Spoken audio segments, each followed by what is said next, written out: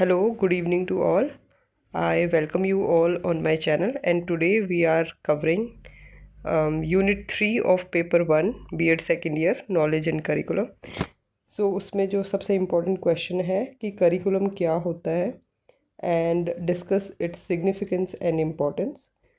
ये करिकुलम का जो क्वेश्चन है ये 16 मार्क्स में आता है और अगर इन्हें 4 मार्क्स में पूछना है तो इनमें से कोई भी एक चीज़ पूछ लेंगे कि करिकुलम की सिग्निफिकेंस क्या है, करिकुलम के नेचर और कैरेक्टरिस्टिक्स के बारे में, या फिर करिकुलम के बेसिस के बारे में या इम्पोर्टेंस के बारे में। तो 4 मार्क्स में अगर उन्हें पूछना होगा तो वो इनमें से एक चीज़ पूछेंगे, बट मोस्टली ये क्वेश्चन 16 मार्क्स में आता है।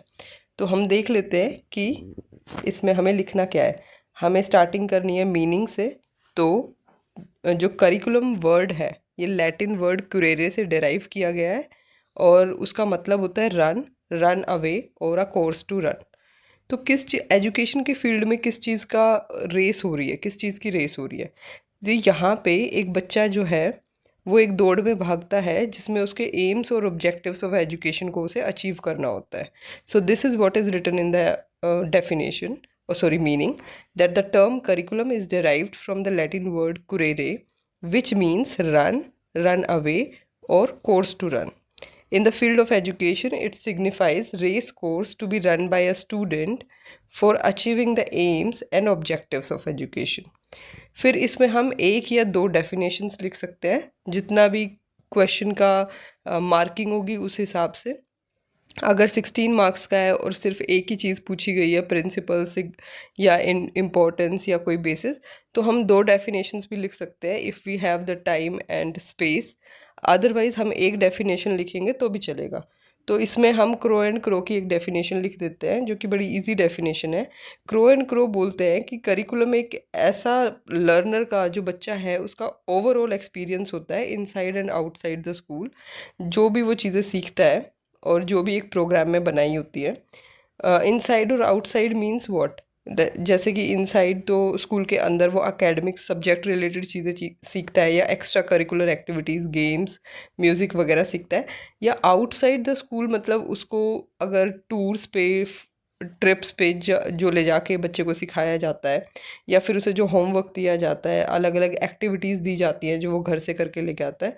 तो ये सारा जो एक प्रोग्राम में सेट किया होता है, ये सारे एक्सपीरियंसेस बच्चे के काउंट होते हैं करिकुलम में, जिससे कि बच्चे की ओवरऑल डेवलपमेंट होती है, विच मीन्स कि उसका mentally, physically, emotionally, spiritually and morally overall development होती है।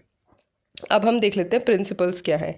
प्रिंसिपल्स हैं करिकुलम के। First is the principle of availability of resources, second is the principle of conservation and creativity, third is the principle of flexibility, fourth is the principle of totality of experiences, fifth is the principle of environment centredness, sixth is the principle of utility. तो देखो, principle of availability of resources, इसके अंदर हम देखेंगे कि curriculum implementation it requires both material and manual resources.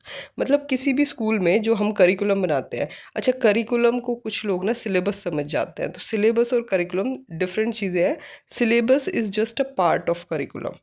तो curriculum के अंदर करिकुलम अच्छे से इम्प्लीमेंट हो सके उसके लिए हमें हर टाइप के रिसोर्सेज चाहिए होते हैं, मैनुअल रिसोर्सेज भी, मटेरियल रिसोर्सेज भी।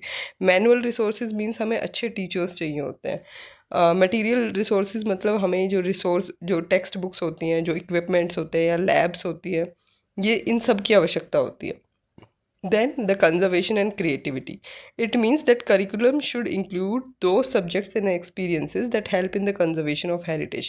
मतलब बच्चे को हम वो सारी चीज़ें सिखाएं कि हम उसे अपने कल्चर के बारे में सिखाएं, हम उसे सिखाएं कि कैसे हम अपने कल्चर को, अपने हेरिटेज को, इन सब चीज़ों को कैसे हम कंजर्व कर सकते हैं। Then third is the principle of child centredness. मतलब करिकुलम ऐसा होना चाहिए जो बच्चे की एज और बच्चे के इंटरेस्ट के हिसाब से हो। ये नहीं कि बच्चा बहुत छोटा है और हम उसे बहुत ही डिफ़िकल्ट चीज़ें दे दें जो उसकी एज के बाहर की चीज़ें हो, मतलब जो उसे समझ ही ना आए, या फिर कोई हम ऐसी चीज़ें बना दें जो बच्चे को इंटरेस्टिंग ही ना लगे, बहुत बोरिंग लगे। Then the principle of environment centredness. इसका मानना है कि जो करिकुलम हो वो ऐसा होना चाहिए कि बच्चे को एनवायरनमेंट के बारे में बताया जाए, कि और एनवायरनमेंट रिलेटेड प्रॉब्लम्स के बारे में बताया जाए, और ये बताया जाए कि कैसे वो उन प्रॉब्लम्स को सॉल्व कर सकता है। Then the principle of joint venture. Curriculum कोई एक इंसान और एक दिन में बैठ के बनाने वाली चीज़ नहीं है। करिकुलम के अंदर बहुत सारे लोग लगते हैं, जैसे कि सब्जेक्ट मैटर एक्सपर्ट्स होते हैं। सॉरी, ये एक्सपोर्ट लिख दिया है, इसमें एक्सपर्ट्स है। This is not export, this is expert. Let me just correct this.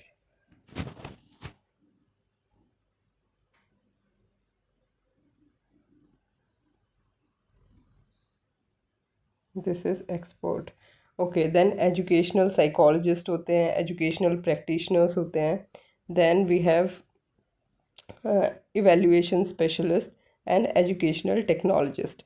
इन ये सब मिल के बैठ के एक करिकुलम को डिज़ाइन करते हैं, डेवलप करते हैं। और करिकुलम एक बहुत ही लॉन्ग टर्म जो है एफर्ट है, इसमें बहुत ज़्यादा टाइम जाता है और बहुत सारे लोग इन्वॉल्व होते हैं। Then the next principle is principle of correlation. तो इसका मानना ये है कि करिकुलम में जो हम बच्चे को बुक्स पढ़ा रहे हैं, जो सब्जेक्ट्स पढ़ा रहे हैं, सब्जेक्ट्स का आपस में कुछ रिलेशन होना चाहिए। तो बस यही है इसके बारे में। और अगर हम थोड़ा इस टाइप से लिख देते हैं तो एक तो हमें याद करने में इजी हो जाता है, थोड़ा सा मार्क्स गेन करने में हेल्प हो जाती है। तो नेक्स्ट जो है importance and the characteristics of curriculum and the basis of curriculum we will do in the next video. आज के लिए सिर्फ इतना ही। अगर आपको वीडियो अच्छा लगा हो तो प्लीज़ डू लाइक शेयर, और अब हम मिलते हैं नेक्स्ट वीडियो में। Thank you.